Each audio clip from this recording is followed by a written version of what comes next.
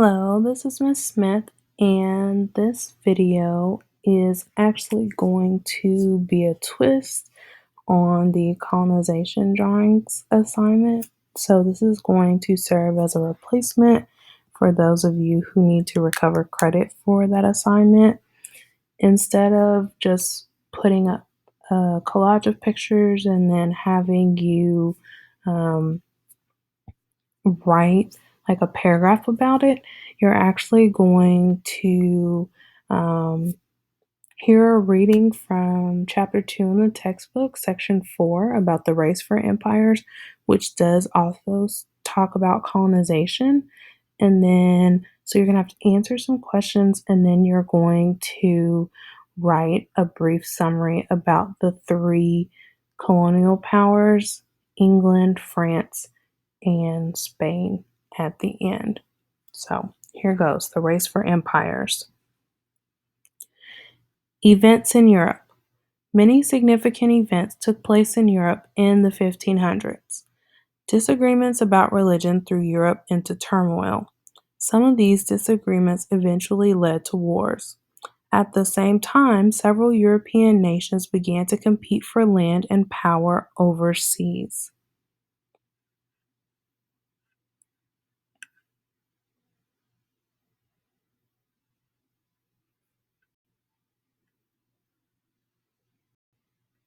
The Protestant Reformation.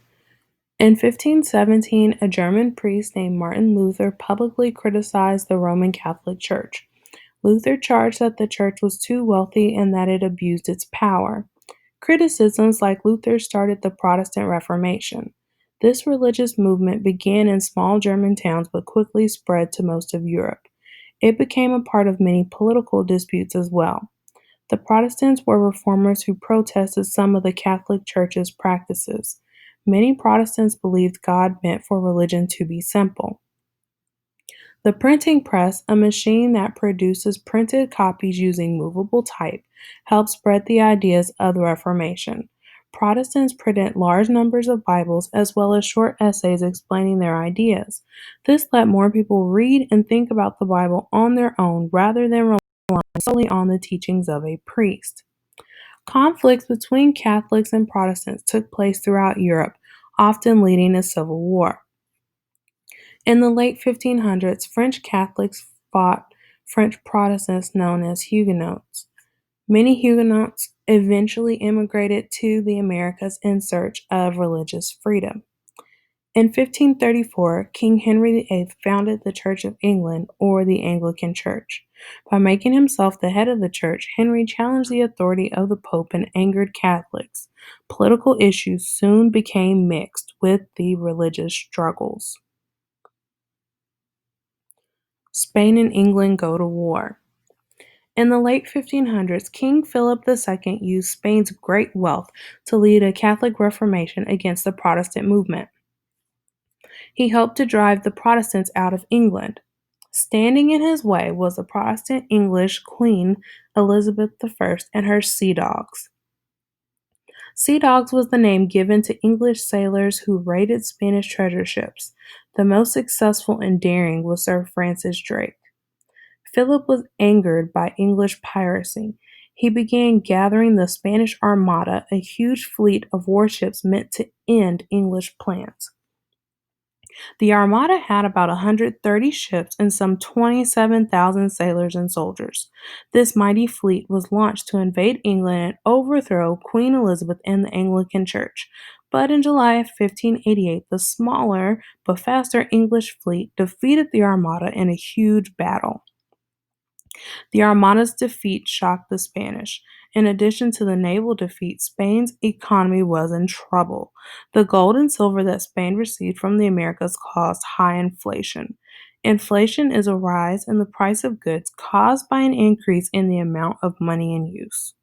Economic problems in Spain, combined with the defeat of the Spanish Armada, led countries such as England, France, and the Netherlands to challenge Spanish power overseas.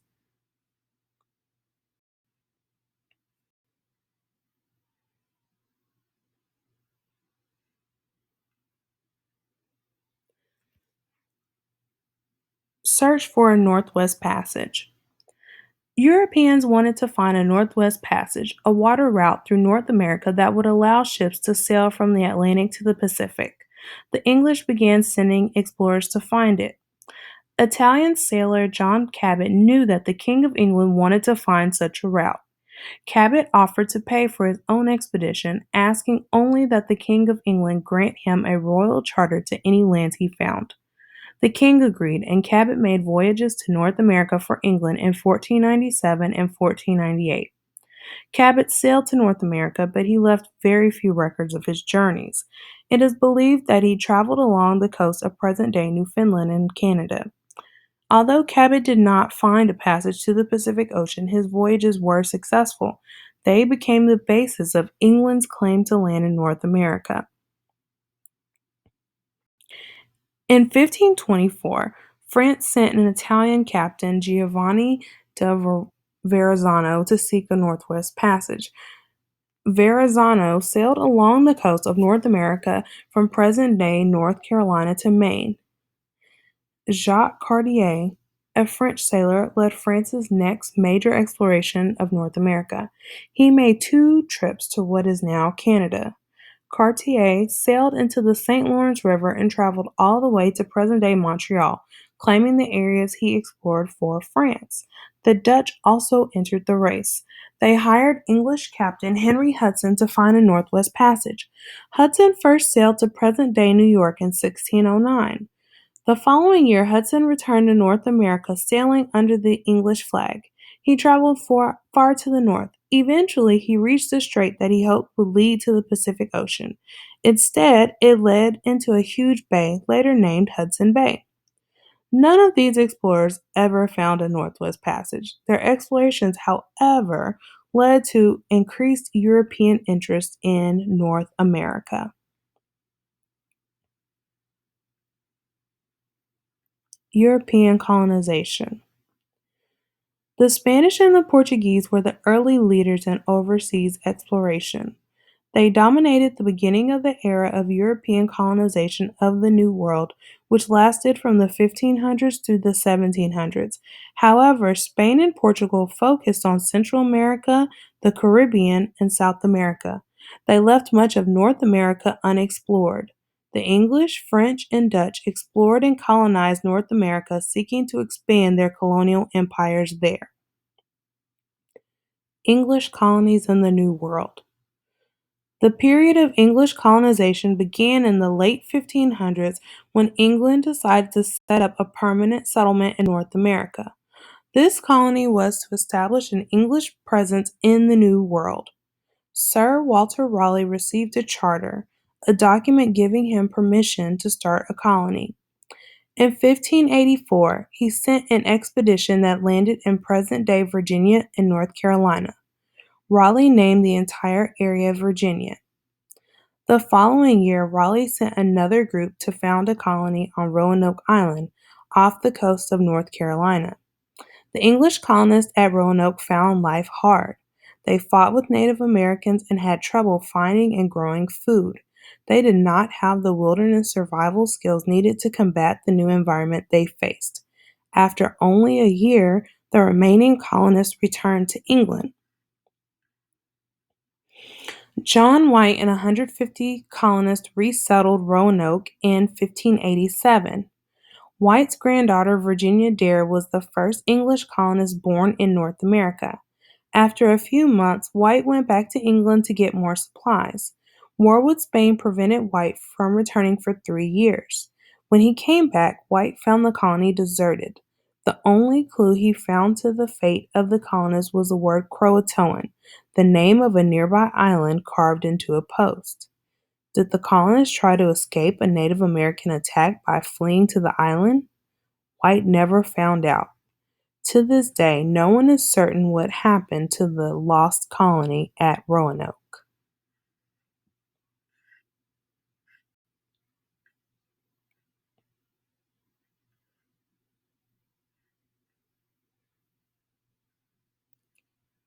French colonies in the New World.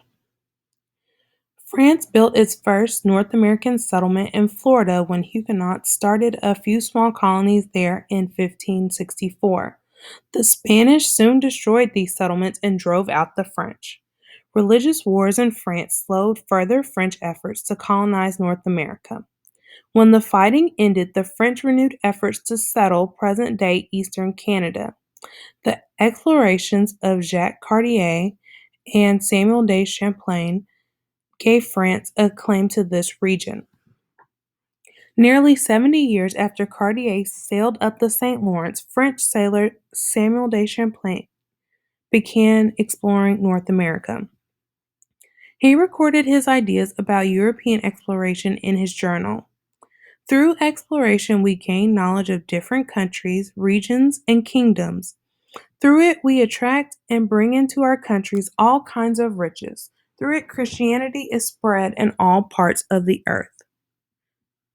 Samuel de Champlain, quoted in the Canadian Frontier, 1534 through 1760 by W. J. Eccles. Champlain followed Cartier's old paths. Over the years, he made many journeys along the St. Lawrence River. He also visited the Great Lakes, led by Native American guides.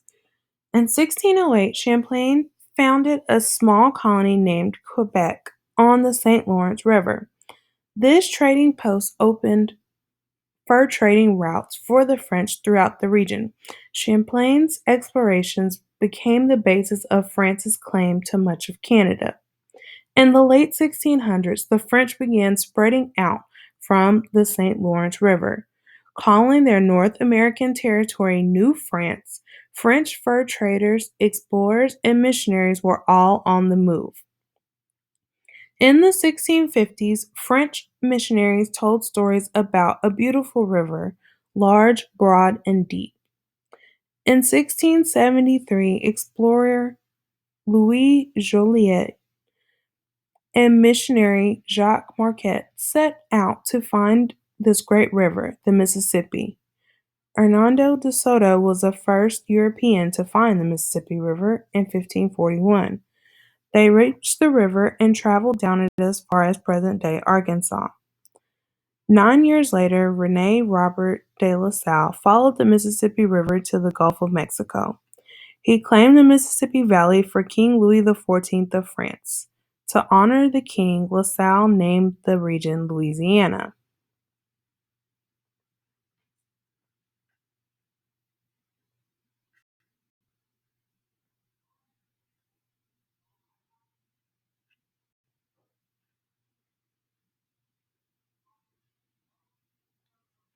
Starting in the 1700s, the French built new outposts. These included Detroit on the Great Lakes and St. Louis and New Orleans along the Mississippi River. Most towns in the French territory were small. As late as 1688, there were only about 12,000 French settlers in New France. The French focused on trapping the wild animals they found instead of establishing agriculture. Beaver pelts used in hat making became especially profitable. New France's small population and the value of the fur trade led French settlers to ally and trade with local Native American groups. Because of their close trading relationships, the French treated the Native Americans with more respect than some other European settlers had done. Many French settlers learned Native American languages and they even adopted their ways of life. Dutch colonies in the New World. The English and the French were not the only European powers to seek colonial empires in North America. The Dutch, who had merchant fleets around the world, came in search of trade. They also exploited the fur resources in the area. They claimed the land between the Delaware and Hudson rivers and called it New Netherland. This area included parts of what are now New York, New Jersey, Connecticut, and Delaware. In 1624, the newly formed Dutch West India Company sent about 30 families to settle in New Netherland. 2 years later, Peter Minuit bought Manhattan Island from local Native Americans for about $24. Minuit then founded the town of New Amsterdam, now New York City. To attract colonists, the Dutch allowed members of all religions to settle in their colony. Many would also help Swedish settlers found New Sweden along the Delaware River. The first settlement, Fort Christina, was begun in 1638. The Swedish settlement was small, but the Dutch felt that it threatened Dutch lands and fur trading. The two sides fought a series of battles.